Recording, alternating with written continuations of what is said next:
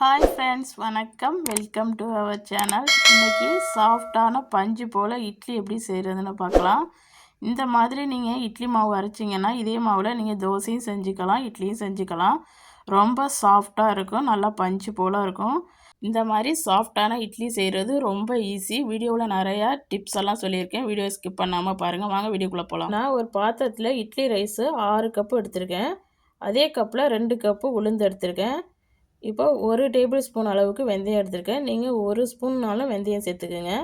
இப்போ இதை நல்லா 3-4 டைம் கழுவிட்டு இதை ஒரு 1/2 மணி நேரம் ஊற வச்சு எடுத்துக்கலாம். எந்த கப்புனால் அரிசி எடுத்தீங்களோ அதே கப்புனால் உளுந்து அளந்துக்குங்க. இப்போ நீங்கள் டம்ளரில் எடுத்திங்கன்னா டம்ளர்லேயே உளுந்து அளந்துக்குங்க. இப்போ இது ஒரு 1/2 மணி நேரம் ஊற வச்சு எடுத்துக்கலாம். 6 மணி நேரத்துக்கு மேலே ஊற வேண்டாம். அரிசியை ரொம்ப ஊற வச்சோம்னாலும் இதில் இருக்க சத்தெல்லாம் நம்மளுக்கு வீணாக போயிடும் தண்ணியிலேயே. இப்போ நம்ம கிரைண்டர்லாம் அரைக்க போகிறோம். ஃபஸ்ட்டு நம்ம வெந்தயத்தை போட்டுக்கலாம். வெந்தயத்தை போட்டு கொஞ்சம் ஓட விட்டுக்கலாம். கொஞ்சம் வெந்தயம் மசிஞ்சதுக்கப்புறம் இதில் நம்ம இப்போ உளுந்தையும் சேர்த்துக்கலாம். நல்லா உளுந்தையும் சேர்த்து நல்லா சாஃப்டாக எவ்வளோக்கு சாஃப்டாக அரைக்க முடியுமோ அவ்வளோக்கு சாஃப்டாக அரைச்சிக்குங்க. இந்த சைடு ஓரங்களெல்லாம் எடுத்து விட்டு தண்ணி கொஞ்சம் கொஞ்சமாக தெளித்து நல்லா ஸ்மூத்தாக மாவு அரைச்சி எடுத்துக்கணும். உளுந்தா மாவு எவ்வளவு நம்ம சாஃப்டாக அரைக்கிறோமோ அதுக்கு மாதிரி தான் நம்மளுக்கு இட்லி நல்லா சாஃப்டாக கிடைக்கும். இப்போ 40 நிமிஷம் ஆயிடுச்சு. உளுந்து நல்லா அடித்து ஸ்மூத்தாக எடுத்தாச்சு. இப்போ உங்களுக்கு தெரியாட்டினா இந்த மாதிரி ஒரு பாத்திரத்தில் தண்ணி வச்சுட்டு நீங்கள் மாவு போட்டிங்கன்னா மாவு மிதக்கணும். இப்போ நம்ம உளுந்த மாவு சூப்பராக ரெடி ஆயிடுச்சு. இப்போ கிரைண்டர் ஆஃப் பண்ணிவிட்டு இந்த மாவை தனியாக ஒரு பாத்திரத்தில் அள்ளி வச்சுக்கலாம். இப்போ அதே மாதிரி நம்ம அரிசியையும் போட்டு அரைச்சி எடுத்துக்கலாம். கிரைண்டரை ஊற விட்டுட்டு அரிசி மாவையும் போட்டுங்க. கொஞ்சம் கொஞ்சமாக தண்ணி ஊற்றி அரைச்சி எடுத்துக்கோங்க. இப்போ இது ஒரு 15 நிமிஷத்துலேயே நம்மளுக்கு ரெடி ஆகிடும். ரொம்ப சாஃப்டாக அரைச்சிட வேணாம். அரிசி மாவு அரைக்கும் போது எப்போயுமே இந்த டிப்ஸை ஃபாலோ பண்ணுங்கள். ரொம்ப சாஃப்டாக அரைச்சிடக்கூடாது. கொஞ்சம் ரவா மாதிரி குறப்பாக அரைச்சி எடுத்துக்கணும். இப்போ 2 மாவையும் ஒன்றா அள்ளி இதுக்கு தேவையான அளவு உப்பு சேர்த்து நல்லா கை வச்சு கரைச்சி எடுத்துக்கோங்க. கை வச்சு நீங்கள் கரைச்சிங்கன்னா தான் மாவு நல்லா பொங்கி வரும். இப்போ இது 8 மணி நேரம் இது புளிக்கட்டும்.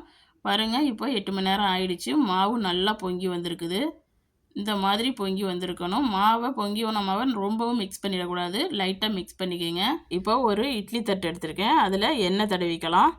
இந்த மாதிரி எண்ணெய் தடவிட்டு அப்புறம் நம்ம இட்லி செய்ய ஆரம்பிக்கணும். எண்ணெய் தடவாமல் நீங்கள் செஞ்சிங்கன்னா எடுக்கும்போது ஒட்டிக்கிட்டு நம்மளுக்கு இட்லி எடுக்க வராது.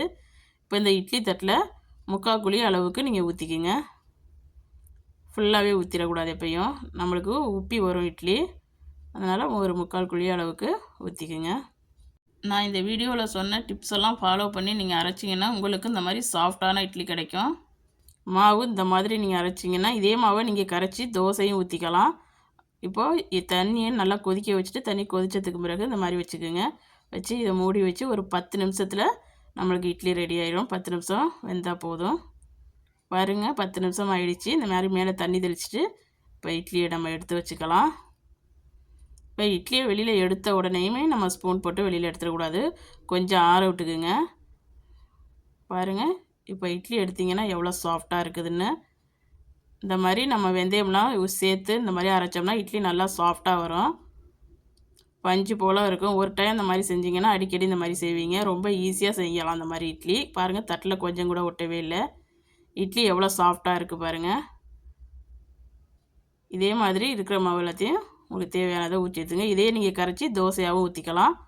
இப்போ நம்ம சுவையான பஞ்சு போல் இட்லி சூப்பராக ரெடி ஆகிடுச்சு. பாருங்கள், நல்லா தும்பப்பூ போல் வெள்ளையாக இருக்குது. வெந்தயம் சேர்த்ததுனால கலரெல்லாம் ஒன்றும் சேஞ்ச் ஆகாது. இந்த வீடியோ பிடிச்சிருந்துச்சுன்னா இந்த வீடியோவுக்கு லைக் கொடுங்க. மறக்காமல் என் சேனலை சப்ஸ்கிரைப் பண்ணி வச்சுங்க. இந்த வீடியோ பார்த்தா அனைவருக்கும் நன்றி.